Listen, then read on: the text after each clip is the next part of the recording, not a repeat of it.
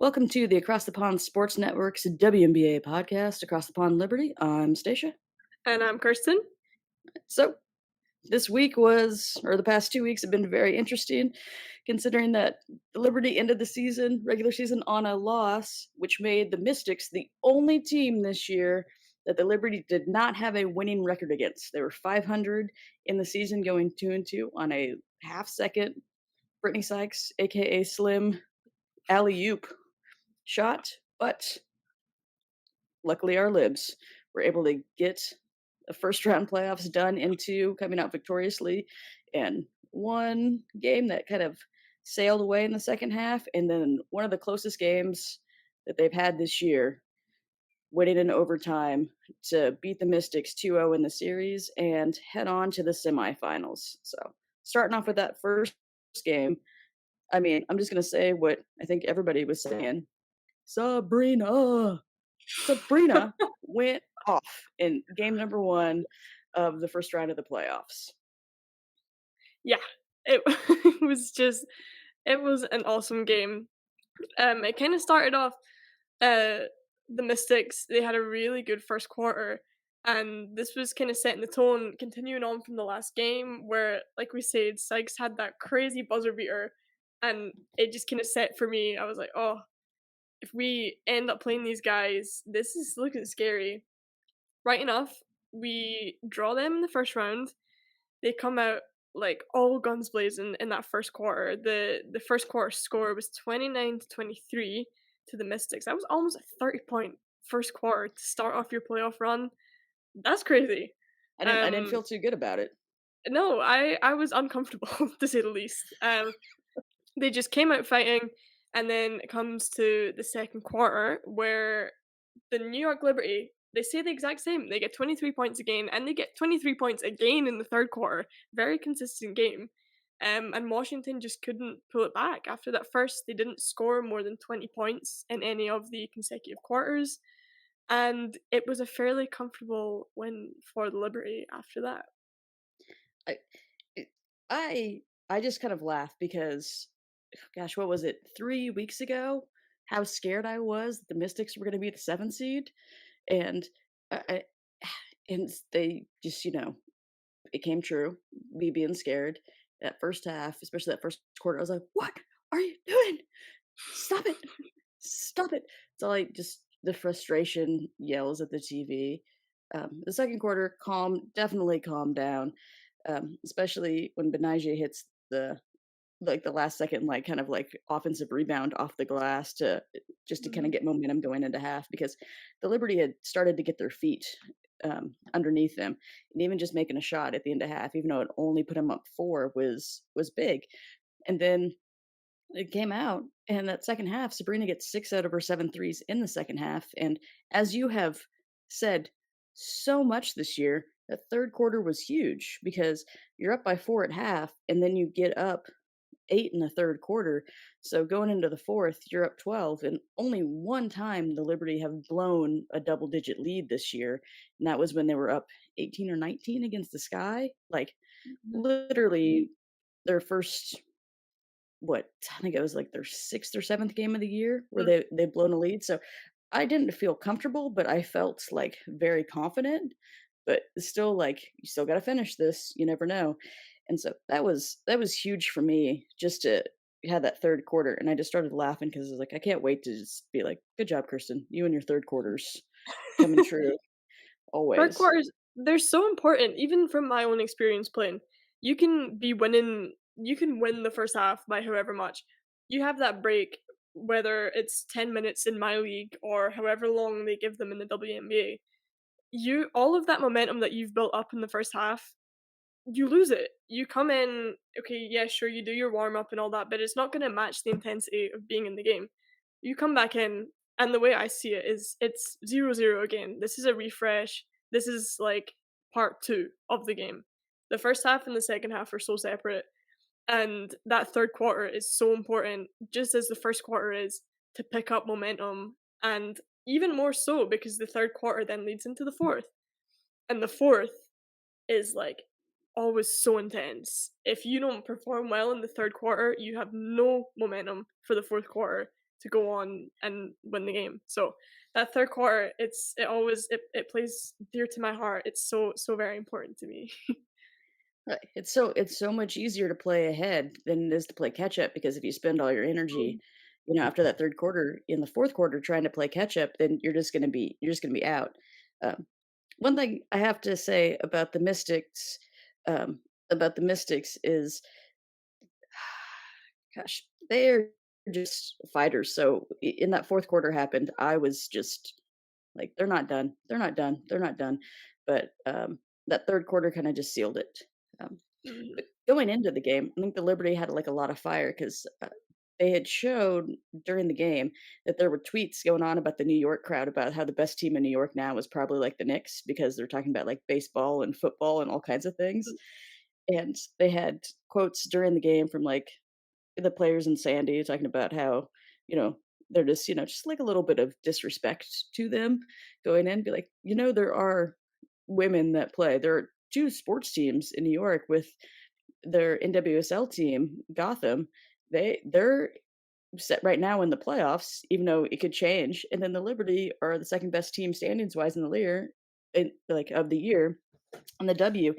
And so just more motivation just to put on a show for the crowd. And I mean, you don't need to give Sabrina motivation to set a Liberty record with 7 threes in the game. But, she could have gotten one more point just to put it at 30. I mean, why don't you get one more point, girl? I mean, come I on, get know, 30. so disappointing. So disappointing. No, Well, and you're right, and there was talk from some of the Liberty players after the game as well. I think it was Sabrina that said it, that this is the best basketball that New York has seen in years. And I mean, I'm not biased at all, of course, but it's totally true. They need to be given the credit where it's due. I mean, the Knicks haven't really made much noise lately. The Nets, I mean, they had a few good trades, and then we all know how that turned out. But they're so right. Like the Liberty have just been performing on all cylinders. It's been such an exciting season. They're so high up in the standings. They have a star-studded team. We have all defensive players. We have contenders for MVP. We will get onto that. And just like Commissioner's Cup champions, like where's the credit for the Liberty? I like to see that there's a little bit of fight back going on there. yeah, and, Ari Chambers, who runs the Instagram account and just, like, the social networking account, highlight her, who's excellent. Her quote has been, like, "The WNBA is so important," and every so often, you'll just, like, see that put in for certain things, but she said it's been such a turnaround with the Liberty playing at Barclays, winning the Commissioner's Cup, having the season that they're having when, what, 5, 6 years ago, they were playing at a community center in, like, upstate New York where the roof leaked, and it's like, "Come on, Mhm. guys," and now you have all the stars out to watch them with, Ted Lasso, Jason Sudeikis, Fat Joe was at game 2, Carmelo Anthony was there, so many people that are in town to see these women play, and a cover of Slam magazine for the 5 Mhm. starters, so it is quite a turnaround. Yeah. No, it's awesome to see, and it's just exciting for what's to come. Well, so speaking of game 2, where all the stars did show up, they got quite a show. Before the game, talking about tweets and all kinds of people talking, Natasha Cloud put it on her shoulders that Sabrina was not going to have the game that she had in game 1, which during the game was hilarious because Rebecca Lobo said Natasha Cloud is really like kind of sitting into the bench because she was so exhausted from chasing Sabrina around and from the game she had. And we can just keep going on a Natasha Cloud love fest because I didn't get to watch the game live, but I kept checking the scores and I didn't check the box score, just like the running score. And on my way home, I called my mom and I was like, "So how the Mystics say in it?" And she just said, "Natasha Cloud." That's all she said for the game, having a career high 33 points and just slowing down Sabrina as much as she could, but still could not get the win, which it's so hard to say disappointing because we love Natasha Cloud, and I mean, this I love the Mystics so much, but if there's any team in the playoffs that I would want to see win more than Libs, it would be the Mystics. But I mean, that is definitely not the case because we have to get through them and win in overtime, 90 to 85, despite shooting a season worst 4 of 23 from the three-point line. It was abysmal. I think we could have subbed in and maybe made some shots.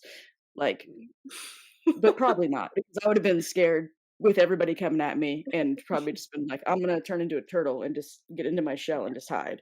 But it was bad. It was bad Yeah, on the shooting, but yeah, silver lining, they're not gonna shoot that bad the rest of the playoffs. true, Knock on true. wood. It's not really like our Liberty to make the same kind of mistake per performance like that twice. I say Yep. that, fingers crossed.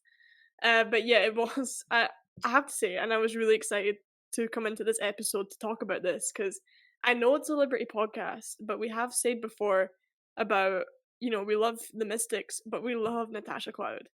And man, did she have a game. Like, by far was the best player on the court in that second game. She was doing everything. She was rebounding. She was getting some not just getting assists, but she was getting some really, really nice looks. And just to see the way she was attacking, there was times where there was a couple shots where she just went in and hooked it up under Jonquel and Stewie, both on her, and made it. And I was like, this girl, she is like the definition of hustle. She was doing that, and then the second that she scored the ball, no slowing down. She would speed up right the way back up the court every single possession to then mark up Sabrina, and she did an amazing job. Sabrina only had 11 points. I think she still had 8 is it 8 rebounds? Let me just double check that before I lie to everyone here. Yeah, 11 points, 5 assists, 9 rebounds. So still a decent game, but Tasha Cloud, 33 points, crazy game, and her defense was just some of the best defense I've seen this year, if I'm completely honest. Well, it was she just literally, she said it, and so if you say it, you gotta do it, and she did Yeah. it as much as she could, but her shooting has improved so much in the past few years because she wasn't a shooter, and she said that, like, after an in-game interview, I wanna say last year, and it may have been with Holly. She's like, "Just wanna check the WNBA. I'm a shooter this year," and she was, because she was the best shooter on not only just player, but she was 5 of 7 from the three-point line. Her and Slim, Brittany Sykes, Slim was 2 for 4 and hit 2 big ones. Um, but Natasha Cloud going 5 for 7 when no one else could make a three-pointer to save their life. She goes 5 for 7 was amazing. She had 9 assists, 6 boards, but I mean, the 9 assists, she should have had a double-double because there's a couple blown Mhm, assists for her, but I think my favorite thing about Natasha Cloud is the controlled aggression to kind of make a point, because she had 2 fouls that were literally just like, "I'm just gonna push you just to beat you," that weren't, because they weren't in the bonus, and also she was frustrated, so it was a way to get out the frustration and to kind of just hammer it in, like, I'm mhm. up in you today. Like, and Yeah, just how she did that. So I'm like, I even loved when she just blatantly fouled just to make a point. And this is a Liberty podcast, but right, it's like the 3-minute Natasha Cloud segment is mhm. what it is. But those You fouls have made me to. happy because I just kind of laughed. Mhm.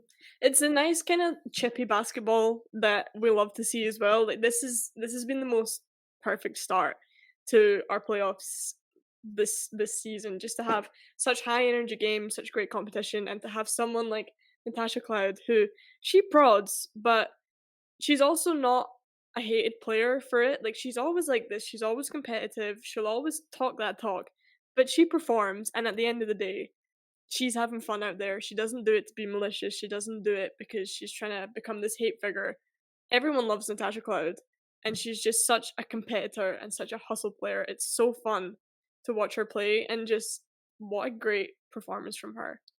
Well, and the respect these two teams have for each other, because Slim and Sloot was making a move and their feet got caught up. There was a foul on Slim and they both kind of went down, and there was a camera on Slim and, she just says right to "You okay?" And just, Mhm, right there, and they kind of had like a high five, and then immediately after the game was over, Sabrina and Natasha hug. And so seeing that just shows the level of respect these teams have, and Sandy had said that, like, this is a 3 seed or a 4 seed, and they didn't even have Shakira Austin for this. They have Shakira Austin. I think we're going 3. I mean, they could have gone 3 anyway, just a couple plays here and there.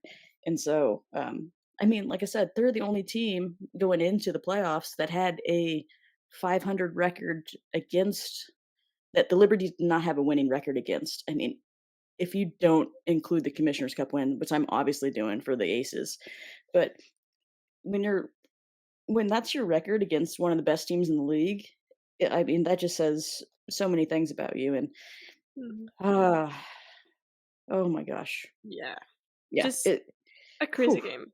And crazy we game. also just have to mention Natasha Cloud had a great game. I felt for her in that, um was it OT or was it end of the 4th? I think it was the end of the OT where she just chucked it out of I think bounds. I think it was the 4th quarter. The 4th, that's right. Yeah, Oh, and I was because like, "Oh, man, well, no." and how often, when you talk about an abysmal shooting night that does a career 90% free throw shooter in Sabrina have 2 free throws to tie it and misses both of them, and then JJ, who I know Stewie had 27 points, but John Quell had 14 boards and 19 points, and so then after Sabrina misses 2 free throws and you're still down 2, that JJ gets the offensive board, and as Lobo and Ryan said, came across the lane to get it and then got fouled, and then she makes 2 free throws to tie it, and that's when Cloud had the pass that was off. Mhm. And even before that happened, Benaja hits a 3, one of the few threes of the game to put them up by 3, and then Brittany Sykes, hits her second 3 of the game to tie it, and it's just the insanity of this game going back and forth, and to have that turnover, and then Natasha Cloud, and it was just kind of like a misdirect, or in American football, like, her and Slim didn't have they weren't on the same wavelength about which route Slim was gonna run, run, because where she Yeah. threw it, it looked like she wanted to fade to have Slim Mhm. go and have, like, a to attack on the right side, and Slim was coming back to the ball, and I was like, "Oh," felt bad for him, but I'm also like, "We get the ball back, we can win right now, we can win Yeah. right now," and then we did not, and then I'm like, "Oh crap, we're going to overtime. Okay, okay, okay." What's gonna happen? Oh god, so worried. These are just Just constant thoughts going through my head. yeah, just a huge wave of emotions, and, back on that point of the 3rd quarter as well, Oh, yes. we we won we won the first 2 quarters of the game, and then it came into the 3rd, and it was 21-13, 13 being the lowest scoring, like, normal time, quarter of the game, and I was like, "Uh-oh, mm-mm, these 3rd quarters are dangerous." It was just so messy. New York, they just lost their offensive flow, they weren't looking comfortable, every shot they were putting up was so forced, and the Mystics had just stepped up their defense. So I was so glad when we got into the 4th, we started off strong, um, the energy was coming up, both teams were just going back and forth, but the energy came back and you could feel it, and you could feel the fans as well just getting louder. Every shot that was going in, it was just going crazy, and I was like, "We're so lucky we're at home right now," because that helped so much with bringing that energy back for the 4th. Well, and even though if we would've gone to Washington, they have a smaller venue, but the fans are more on top of you. It's not as much in a round, it's more in a square. So, even with less people, it could feel louder because of how it's built to send all the energy down to the crowd.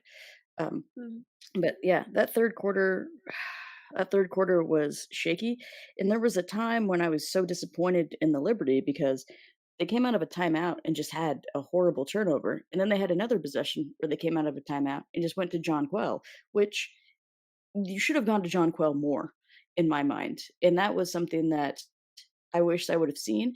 But an interesting thing, and get your take on this, Sloot, out of all of the 5 starters, sat the most, and at some points, Thornton was in, and they went with a bigger, taller lineup and had Benijah bring the ball up, and not Sabrina because Natasha was on her, but they had Benijah bring the ball up, or Stewie, and just kind of had Sabrina, like, it was kinda like point guard by committee because it wasn't really Sabrina, it was more like Benijah started the offense with Sloot down. So what do you think about the more, I would say, more defensive lineup with having Thornton in there and not having Sloot running the point? What did you think if that happened more? I think it's definitely an interesting take and an interesting way to do it. It's hard because it's not really like Sloop was having a bad game or anything, like, she had 10 assists still. She didn't score loads. I think that's maybe quite a big part of it, is to know that, okay, Sloop can facilitate, but so can a lot of other players in the court. But Sloot's not the most consistent scorer, whereas Nija, the more that the season's gone on, she has become a very consistent scorer for us. She has that drive, like, when she gets the ball and when she's like, "I'm gonna score," she scores it. She's scary like that. And then, of course, on top of that, she defends well, and then with that coming in, Kayla Thornton plays like Nija. She's another player that she gets the ball, she wants to score, she's gonna hustle for it and she's gonna do it, and then also go back on that defense. So I think it was definitely an interesting decision. I'm not sure I think it can particularly work in where. spurts. Yeah, I think it Yeah. can work to help change the momentum of the game, as I Yes. feel it did in this game. I don't think it's like a long term solution. I don't think they should start changing their lineup or their minutes or rotation too much. But it's definitely good to, when you lose the flow of the game, refresh. Someone needs to come in, someone fresh needs to come in, bring a new perspective, facilitate more, and take what they've seen from being off the court and implement that in the game. Because sometimes when you get lost in the game as well, it's really hard to take a step back and be like, right, this Yeah. is what needs figured out. It could work against Connecticut a little bit here and there because Thornton physically, I think, can match up with Alyssa Thomas, and that Mm, will be something we can go for in a little bit later. But you talk about something new and something fresh. That's exactly what New York did this year for changing their team and getting the trades and working free agency. So we're going to get into some WNBA awards right now. And the Liberty, and I said this in our last podcast after talking to the general manager, Jonathan Kolb, he won Executive of the Year. The New York Liberty won Executives of the Year, which if they didn't, I would want to know what kind of like rigging would have been happening for them to yeah, not win it this year. There's no reason they like it's obvious that they won it because everything worked out. Commissioner's Cup, second in the league.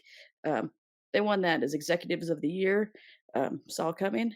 Also, sixth player of the year, Alicia Clark to Las Vegas.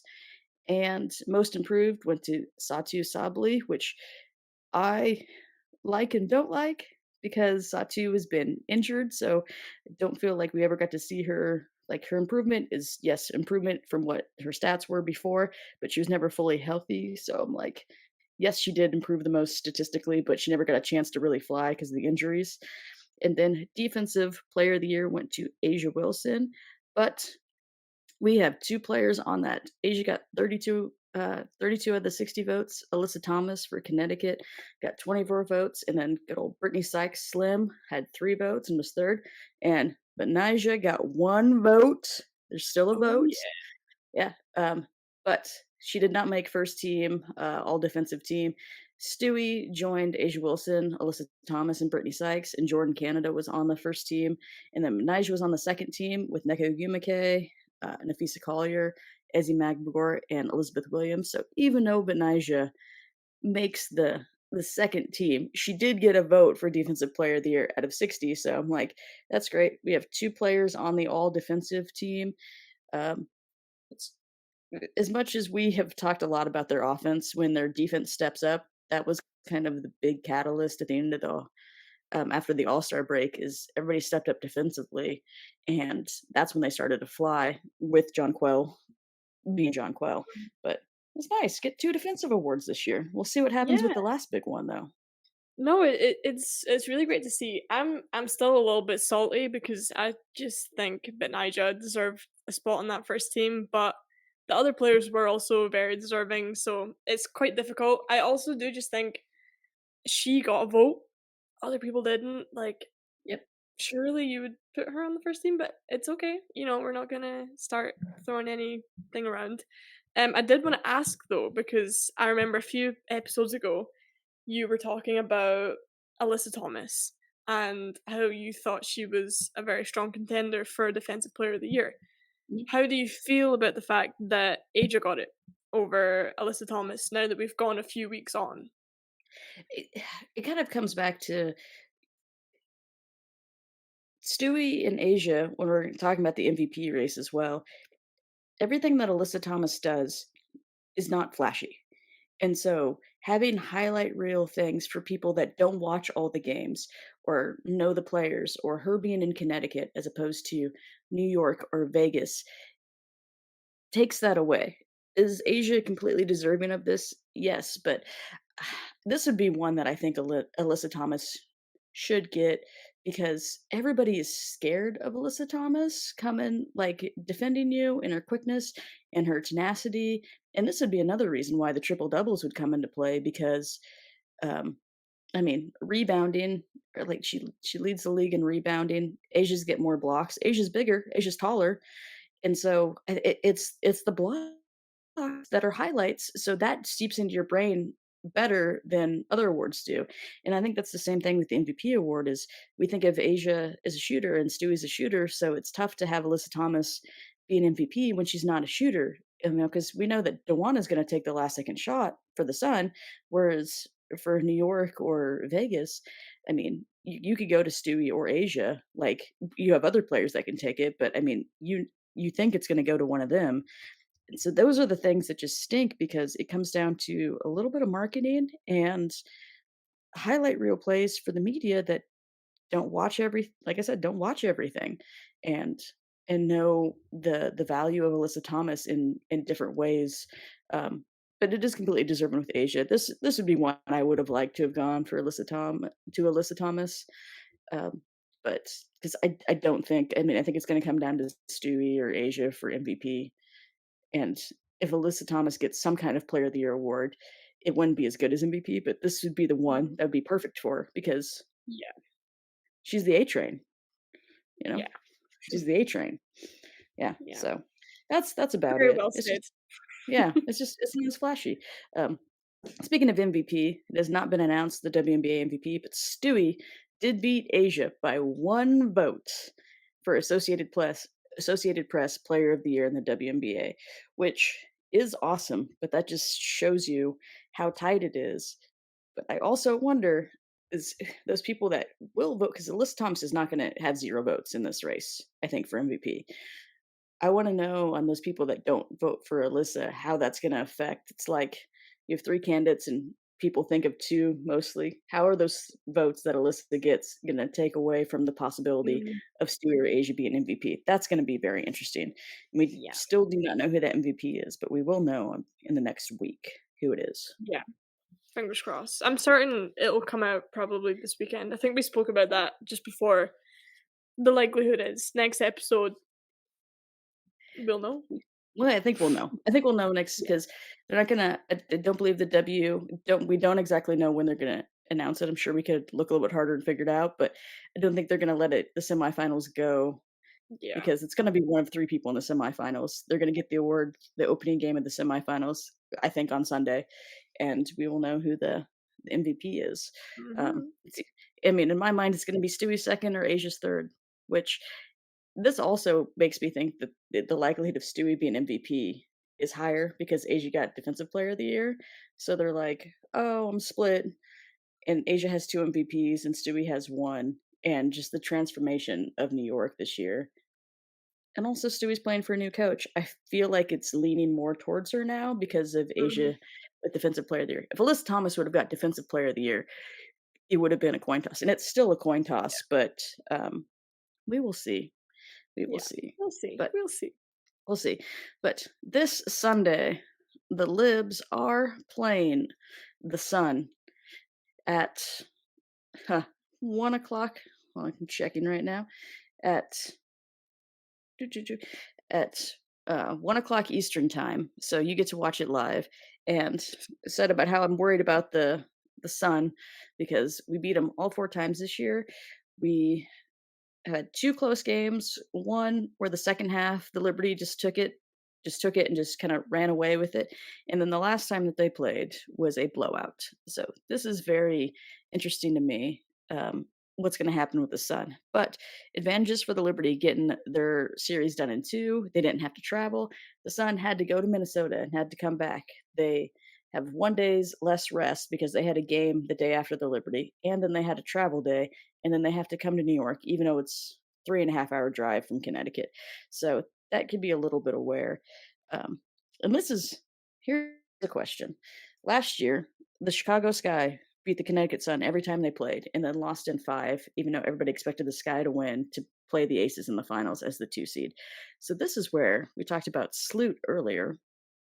This is where I think Sloot's going to have a chip on her shoulder. And I think that Sloot in this series is going to be the most important player because she remembers losing to the Sun last year in 5 as a 2 seed, and I think that's gonna stay in her brain more than anyone else. I think she's gonna be the most important player. It's her and John, and it's gonna go back to turnovers and rebounding. Mm, I but Sloot for setting the tone and establishing herself, and then Jonquel for making sure that she owns the paint. No one else should own the mhm. paint more in this series than Jonquel. So, Yeah. thoughts on the upcoming series with the Sun? I think that's a really good take. I think it goes without saying for Jonquel that she's gonna be such a valuable and such an important player, as we've seen in our matchups against Connecticut this year. When Jonquel plays well, we play really well against Connecticut. They're a fairly tall team. They're very strong on the rebounding front. Defensively, they're menaces. So we need players like Jonquel who are very strong defensively in her position as a taller player, to be able to contest against these taller players like Alyssa Thomas and Dewana Bonner. Um, so she is going to be so important, and that goes without saying. But that's a very good point against about Sloot that I didn't actually think about. That she's going to have a chip on her shoulder because she lost to them, and that's tough, and that's something she's not going to come into the game and be able to just forget about that. So hopefully that'll add that competitive aspect, and maybe we'll see about our discussion we had about rotations earlier. Maybe we'll see that Sloot plays performed exceptionally well 'cause she played well this week, but it was just the scoring wasn't quite there. Maybe we'll see more of a drive from her. Um, yeah, I'm not. I don't want to be like too confident about how this is going to go. I know we haven't lost to the Sun this season, but some of the games have been really close, and seeing the Sun compete against other teams, they have performed exceptionally well as well. So we'll see. The Sun are always this team as well. I just think they always get so overlooked, and I've said this so many times. They always get so overlooked. They were overlooked last year. They were overlooked the year before, and they end up performing really well in this kind of underdog position they've been put in. They feed off of that, and this just gives them such incredible momentum. So I'm kind of scared going into this that we can sit here and we can say like, "Oh, we haven't lost them this season," but this is where the Sun play their best. They're so exciting to watch in the playoffs, and I'm just very cautious to make any predictions. I of course the Liberty. I think we'll have it, but I don't think it's going to be like that Washington matchup that we had. I think it's going to be a lot closer, and that was a close matchup. Yes. But I think this is going to be like intense. This is going to be back and forth. And I reckon one team will win the first game, one team will win the second game. I don't think it's gonna be like a double win for either team. I think it's gonna be very much back and forth. So yeah. I take the liberty in 4. I Mhm. and I'm expecting an overtime game in one of Yeah. those 4 Oh, for games. sure. Um, that's it's gonna be very interesting, and we've been worried about the Sun. They were literally, what, the 3rd game of the year, and Mhm. we each picked the Sun, and we continuously pick the Sun, so I'm like, "Yeah." It's like, "Yeah, the Sun's gonna win the 1st game." Yeah. I picked the Liberty in 4. It's very interesting. We did have I think out of all the matchups, even though the Sun did go 3 games, I do believe the Liberty had the toughest team in the 1st round. I mean, I said 3 weeks ago I was worried about Washington getting the 7th seed. I was like, "Get the 6th Mhm. seed. Get the 6th seed," because I wanted them to play the Sun. Oh, that would have been so Mhm. much I'd been so much happier. But also it's good for us, and then the crowd is there, and then they overcame the worst shooting they've had. So, confidence in that you still win despite shooting horribly from the three-point line. But I say the Liberty gonna win in 4. Now, turn it to the other side. Oh, and before I turn it to the West Coast, uh, I think that whoever comes out of the Liberty Sun matchup is going to have an advantage, even if it goes 4 or 5 games, because they will not have the strain of travel on them as much as the other two teams Mhm. are. Because I do expect Las Vegas and Dallas to at least go 4 games, and so it's going to be very similar. So it may be like one more game in the series because they don't have to fly. They can just Mm, have like a 3.5 hour bus ride. So we always talk about tall women, even if they get their private jets, just the swelling of being up in the air and mhm, space. Even on a private jet is well, private jets are going to be different, but swelling and taking care of your body is going to be easier if you're on the ground. And so that's mhm, where the Liberty or the Sun, whoever comes out of that series, Liberty and four, will have an advantage over Vegas and Dallas. Now, switching over to Las Vegas and Dallas, I looked up their games. I knew that Dallas is the only team left that has beaten all that has beaten the Liberty and the Aces this year. And now I need to look up to see if the Wings have actually beaten the Sun, which I do believe they have. Um, so Dallas is one of those teams that is so incredibly dangerous. I know this firsthand after seeing them play a couple weeks ago and barely losing to the Liberty by one and beating the Liberty this year. They've beaten the Aces. There's been 2 close games against the Aces, similar to the Liberty and the Sun, except they actually won one of them, unlike the Sun did against the Liberty. So they're playing the Aces. What do you think that the young guns of Dallas in the size of Dallas, because you will never feel shorter in your life than if you go stand next to a couple players from Dallas. What do you think? Do you think Dallas has a legit shot to pull off this upset against the Aces? Oh, there's a smirk there. Ye honestly, I can see that being a potential for happening. I do not by any means think that Aces are gonna go unbeaten in this matchup. I think that Dallas will definitely win at least one game. I actually think of the 2 series, there's more likelihood that Dallas causes an upset than for the Sun to cause an upset. I just have this feeling. And we've seen it happen a few times with Dallas. I think they are another team that have been overlooked, but in a kind of different way to the Sun. Like the Sun are always overlooked and then the Sun always come on top of it.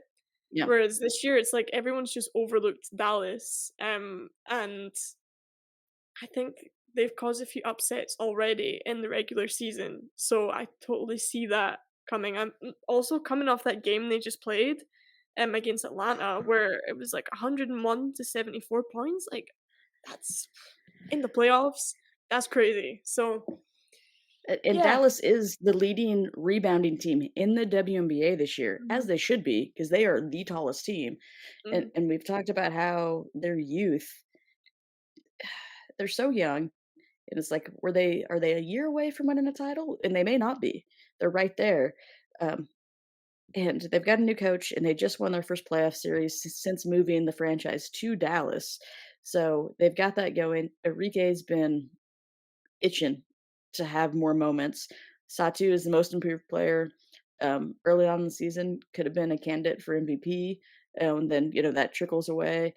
McCowan and Kalani down low. Awak Career just had a really good game. She's tall, and so not having Candace is going to be huge because Dallas did have 7 players in their last game against Atlanta have double digits. And I know the Aces big 4 is a big 4, but that is a lot of firepower to deal with, mhm, and especially because Dallas has a deeper bench. They have so mhm, many to go through, so that Dallas-Vegas series is gonna be a very interesting one, and as much as I do believe it's still gonna be the Aces in 4 and the Liberty in 4, and we're gonna get what people have been wanting this whole year is the Aces Liberty final. It may not be. It could be a mhm. Wings Sun final, and Dallas has beat the Sun twice this year. They're 2-2 against the Sun. So there's only one team left that has beaten everybody that's left. Or sorry, 2 teams. The Aces have beaten everybody.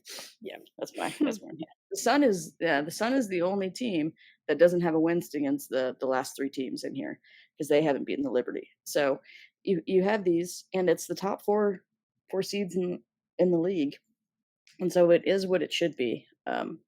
And this is one of those true East Eastern East Division, Western Division. Yeah, even though the W doesn't have to do that.